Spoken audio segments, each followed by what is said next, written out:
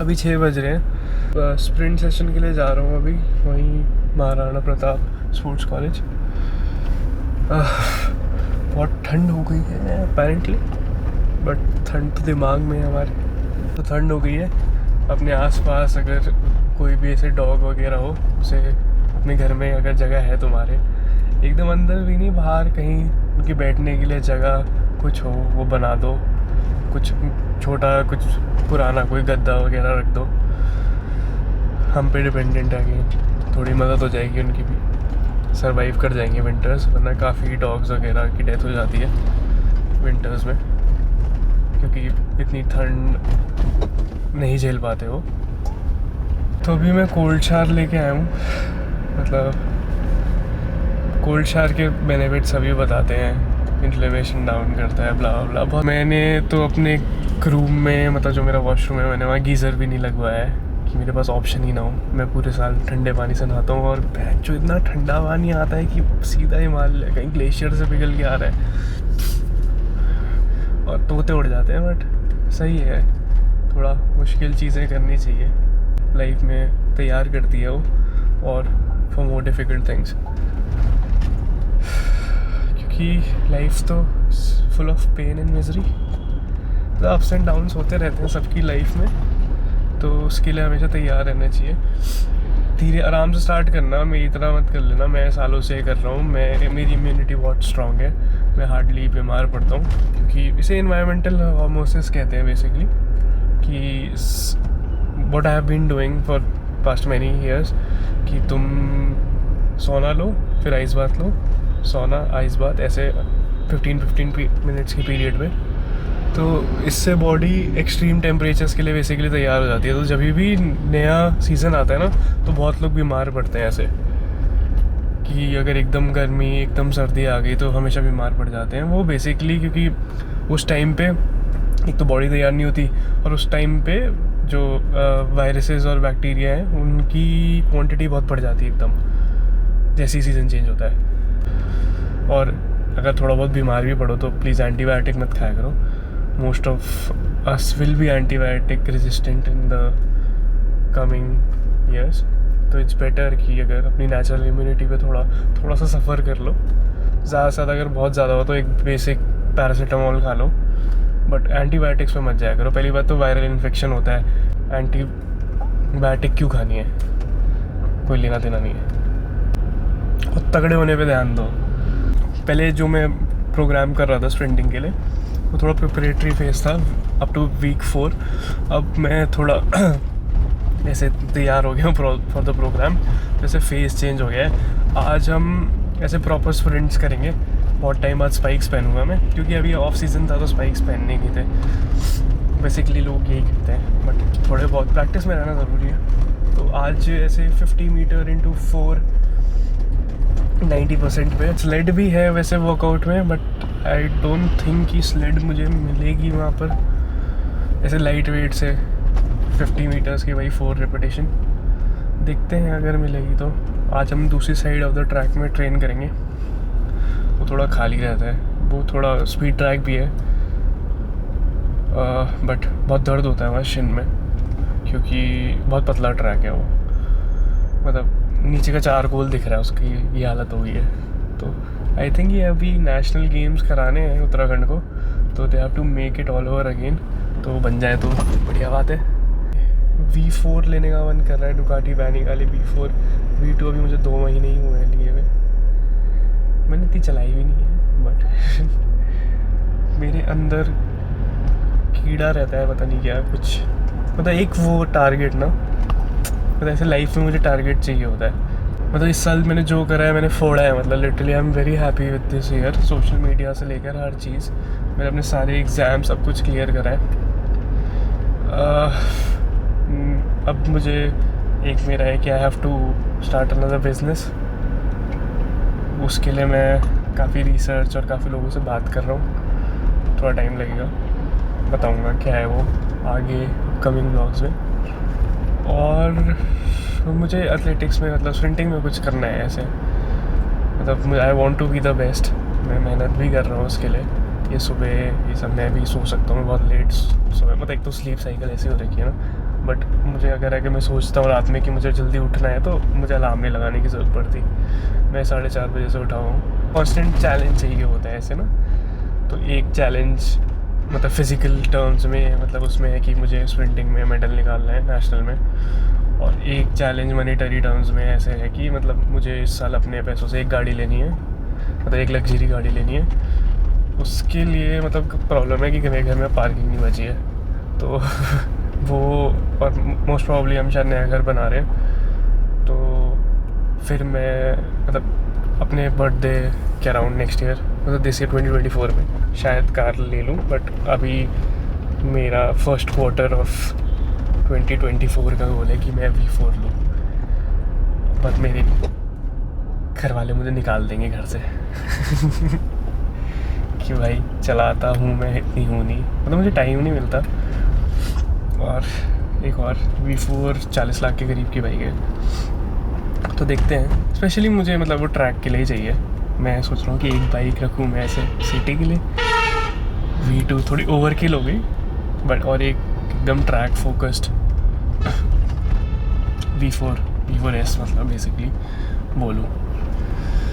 हाँ चलो, यही थे इस साल के गोल्स। देखते हैं, पूरा करते हैं, ट्राई करते हैं पूरा करने का, हो ना हो कोशिश करनी चाहिए। कोशिश मतलब मेहनत से नहीं डरना चाहिए। गोल्स बड़े ही होने चाहिए, छोटे होंगे तो फिर पॉइंट ही क्या है ना। डरना चाहिए भाई अपने गोल से। मैं तो ऐसे गोल सेट करता हूँ भाई अपने, बहन जो कि गांड फट जाए मेरी वही पूरी करने में, बट तभी मज़ा है यार लाइफ में, वरना ऐसा कुछ एक टाइम के बाद रह नहीं जाता। The amount that I am earning मतलब कुछ है नहीं कि मुझे ज़रूरत है कुछ भी करने की। वही है ना कि अगर कुछ गोल ही नहीं होगा तो लाइफ से में मतलब जीने का पॉइंट ही क्या है फिर ना। तो पहुँच तो गया हूँ मैं ऑलमोस्ट। खाली अभी कोई 2-3 लोग दिख रहे हैं बस। अभी मैं प्री ही पी रहा हूँ, तो भाई मसल बेस रैथिक्स, और इसमें मैंने इस सेम फ्लेवर का BC डबल ए डाला है, बेसिकली इलेक्ट्रोलाइट्स और सिट्रोलिन और salt. Better pump, better endurance. Salt इतना तगड़ा है एनहांसर है ना परफॉर्मेंस का ना। कभी भी अगर एंड्योरेंस वर्कआउट कर रहे हो, मेक श्योर कि तुम अपनी जो प्री कोई ड्रिंक है उसमें if there should be salt water, ताकि सोडियम कभी कम ना हो। सोडियम कम होगा तो प्रॉब्लम होगी वर्कआउट में, क्रैम्स वगैरह आएंगे। सोडियम कम होगा तब जाके पोटेशियम भी डिप्लीट हो जाएगा। जैसे सोडियम डिप्लीट पोटेशियम, क्योंकि सोडियम सेल के बाहर पोटेशियम सेल के अंदर, तो अगर सोडियम डिप्लीट होगा तो फिर बाहर से मतलब अंदर से बाहर पोटेशियम भी आएगा, वो भी डिप्लीट हो जाएगा। सोडियम लेवल मेंटेन है तो पोटेशियम लेवल्स भी मेंटेन रहते हैं।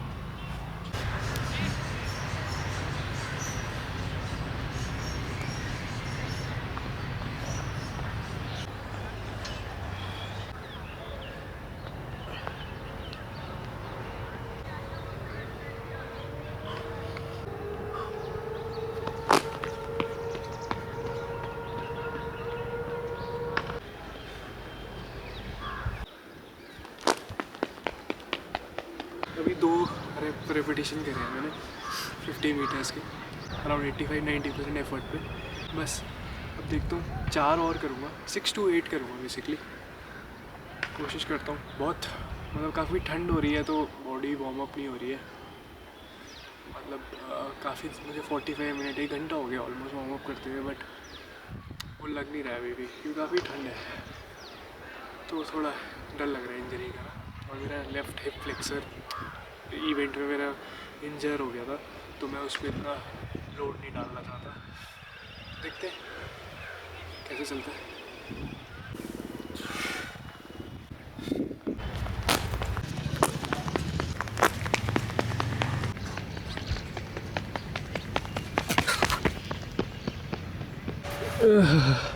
इसे खाना कैसे खिलाएं, यहाँ से फेंक रहा हूँ।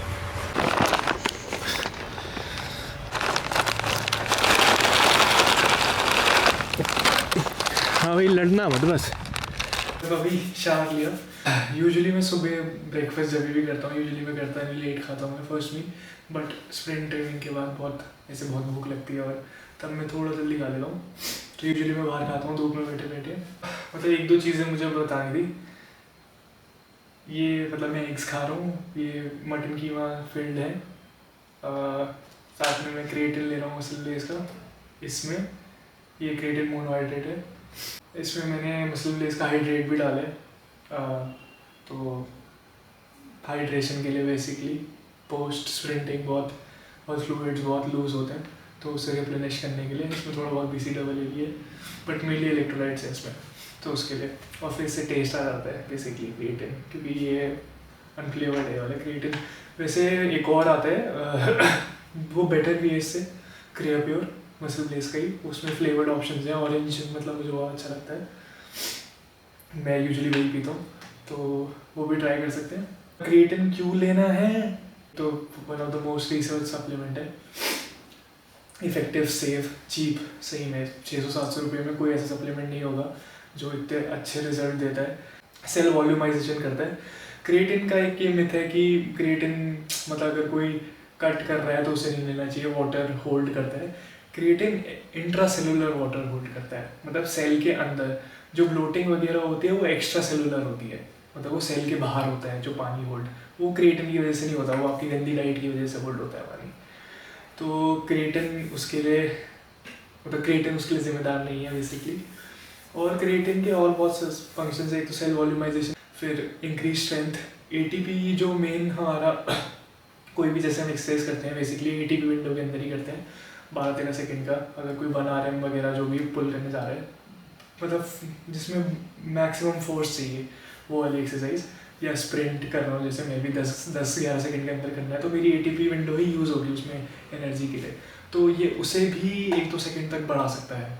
और लड़कियों के लिए इतना इफेक्टिव नहीं है क्रिएटिन, मतलब लड़कियों को अगर देना है तो ब्रेन फंक्शन बेसिकली इंप्रूव करता है क्रिएटिन, तो उसके लिए ले सकते हैं। बट ऐसे जो लड़कों को बेनिफिट होते हैं from explosive strength, size, endurance, वो लड़कियों के लिए इतने रिजल्ट, मतलब जो भी स्टडीज़ हुई है, मेरा खुद का पॉइंट ऑफ व्यू नहीं है ये, मैं सिर्फ मेरा कोई भी जो भी मैं बोलता हूँ मेरा पॉइंट ऑफ व्यू नहीं होता जनरली, या तो वो प्रूवन फैक्ट्स होते हैं साइंस बेस्ड, जो रिसर्च स्टडी, मैं अपना कुछ नहीं बोलता कि मेरे उसमें ये वो, एक्सपीरियंस की बात अलग होती है, मेरा कुछ एक्सपीरियंस होता है तो मैं बता देता हूँ। बट जो स्टडी शुरू करती हैं कि लड़कियों के लिए इतना इफेक्टिव नहीं है creatine, only for brain function. अगर बाकी कोई जो लड़कों को बेनिफिट्स मिलते हैं, बाकी लड़कियों को जनरली उस लेवल तक नहीं मिलते, not even close to that.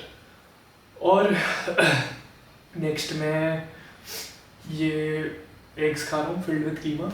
इसमें मतलब मैं मटन कीमा इसलिए ज़्यादा खाता हूँ, जो भी मीट खाते हैं ना जनरली, जैसे चिकन खा रहे हैं तो चिकन ब्रेस्ट खा रहे हैं, जो भी खा रहे हैं, या फिर मटन भी खा रहे हैं, हम यूजुअली मसल मीट खाते हैं बेसिकली। अगर स्टेक भी खा रहा है कोई तो वो मसल मीट है, इट्स नॉट कि उसमें फैट या फिर उसका जो अदर पार्ट जैसे कार्टिलेज वगैरह कुछ भी नहीं होता जनरली उसमें ना। और कीमा में basically keema is very high in glycine, तो ग्लाइसिन के 1-2 रोल बताता हूँ। पहले तो मिथ्योनिन और ग्लाइसिन का बताता हूँ। जो मसल मीट्स हैं it is very high in methionine and low in glycine. तो व्हाट मिथ्योनिन डज इज कि मिथ्योनिन ग्लाइसिन को डिप्लीट कर देता है basically, and glycine is the precursor for collagen. Collagen से हमारी बोन्स, हमारी स्किन, हमारा हेयर, सब कुछ कोलाजन पे डिपेंडेंट है। I think 30% of the protein of the body is collagen, तो बहुत नेसेसरी हो जाता है कि कोलाजन प्रोडक्शन होते रहे। कोलाजन सप्लीमेंट भी कर सकते हैं, बट अगर ग्लाइसिन मिल रहा है तो बेसिकली इतनी कोई ज़रूरत नहीं है।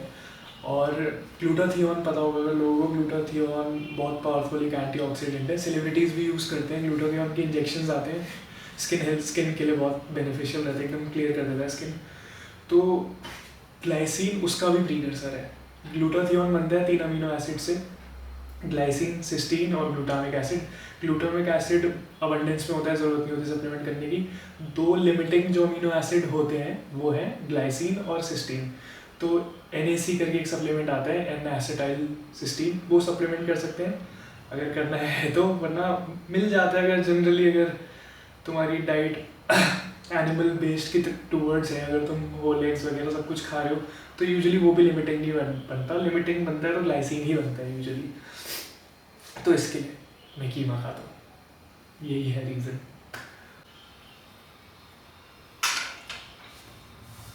और एक और चीज़, ये बहुत वो है कि होल एग्स, जो भी मैं देखता हूँ बॉडी बिल्डिंग इंडस्ट्री में भी हर जगह सब लोग वाइट एग्स खाते हैं। I don't know why. इतना स्ट्रॉन्ग एंटीऑक्सीडेंट है कोलेस्ट्रॉल लिटरली। अगर तुम्हारी डाइट ओवरऑल अच्छी है ना, अगर तुम प्रोसेस्ड फूड और you are not eating processed and shit carbohydrate, तो कोलेस्ट्रॉल इज़ तुम्हारे लिए मतलब is one of the best things that you could have for your body. और ये चलो कोलेस्ट्रॉल की बात होगी, ऊपर से वाइट क्यों नहीं खाना बेसिकली। बायोटिन पता होगा सबको, B7। तो जब भी तुम वाइट एग खाते हो तो बायोटिन को डिप्लीट कर देता है पूरा। तो earlier people use to eat liver, chicken liver, mutton liver, कोई भी एनिमल का लिवर, ताकि वो बायोटिन रिप्लेनिश हो जाए।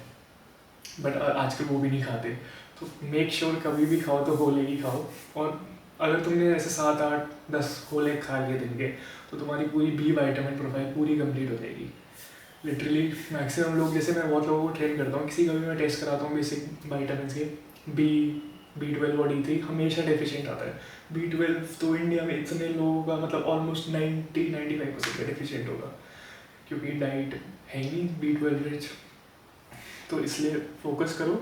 और एक कंप्लीट प्रोटीन है, एक और चीज़, वाइट एग की बायोलॉजिकल वैल्यू, मतलब अगर प्रोटीन को हम मेजर करना चाहें तो बायोलॉजिकल वैल्यू एक पैरामीटर है। तो होल एग की 100 बायोलॉजिकल वैल्यू और वाइट एग की 77। तो फिर तुम मतलब एक प्रोटीन सोर्स वो वाइट एग खा रहे हो जो जिसकी बायोलॉजिकल जिसकी अब्जॉर्प्शन ही कम होगी बॉडी में, और 3 ग्राम प्रोटीन है उसमें। होल एग में 6.5 ग्राम प्रोटीन है, तो 3.5 ग्राम तुम मिस भी कर रहे हो। और क्यों, मतलब पैसों की बर्बादी और खाने की बर्बादी क्यों करनी है बिकॉज ऑफ अ मिथ, कोई पॉइंट नहीं है। तो खाओ यार, होल एग खाओ, तगड़े बनो। और मतलब देयर इज नो, मतलब अगर मैं 2-3 सुपर फूड बोलूँ ना तो whole egg always comes on top. There is no, मतलब आई थिंक बस liver, mutton liver and whole egg, ये दोनों ऐसे सुपर फूड। सारे मल्टीविटामिन्स, नेचर्स मल्टीविटामिन कहते हैं लिवर को तो बेसिकली। साथ में अब सब लोग लिवर नहीं खा पाते, लोगों को टेस्ट अच्छा नहीं लगता, religious believes, I understand, but eggs अभी भी इंडिया में काफ़ी लोग खाते हैं। तो मेक श्योर हमेशा होल एग खाओ। और ये मत सोचो, मतलब ना मैं जो भी यहाँ नॉलेज देता हूँ is not coming from body building वाला point of view, is coming from a health, मतलब तुम्हारी क्वालिटी ऑफ लाइफ इम्प्रूव हो लाइफ में। तो वो सोच के चलो कि आगे जब 60-70 साल के हो जाओगे तो तुम्हें यार, तुम वॉशरूम तो खुद जा पाओ, किसी की ज़रूरत ना पड़े, तुम्हें इतने तगड़े तो तुम रहो ना। तो उसके लिए अभी 20s-30s में तुम्हें स्टार्ट करना पड़ेगा। ऐसे नहीं होगा कि 50-60s में मैजिकली जाके यू चेंज एवरीथिंग, तो तब तुम्हारे पास पैसे हो और तब कर लो, तब करना बहुत मुश्किल हो जाएगा। हैबिट्स अभी फॉर्म होंगे, जितनी जल्दी फॉर्म होंगे लाइफ लॉन्ग रहेंगे। तो मेक श्योर कि तुम हेल्दी खाओ, ट्रेन करो, ज़्यादा मत करो तो 3 बार कर लो हफ्ते में, 2 बार कर लो, एक अपर बॉडी लोअर बॉडी कर लो, वो भी बहुत है यार, वो भी नहीं करते लोग। बस आज के लिए इतना ही ज्ञान, मिलते हैं हम नेक्स्ट व्लॉग में।